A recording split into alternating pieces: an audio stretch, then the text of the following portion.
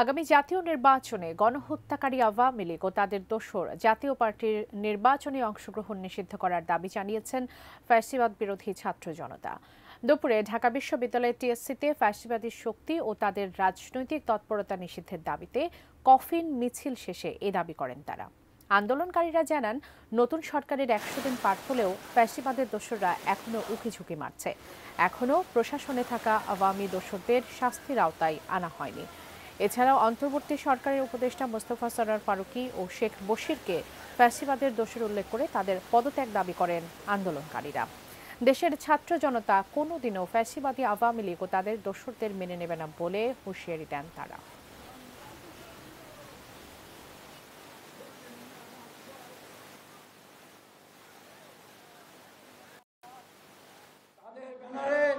যেই নেতারা নির্বাচনে অংশগ্রহণ করেছেন, সদ্য নির্বাচনে, তারা স্বতন্ত্রভাবে আর নির্বাচনে অংশগ্রহণ করতে পারে। পাশাপাশি এই ব্যবসায়ী অঙ্গন, প্রশাসন থেকে শুরু করে বিচার বিভাগ থেকে শুরু করে প্রত্যেকটা জায়গায় এই ফ্যাসিবাদের দোসরদেরকে সমূলে উৎপাদন করতে হবে।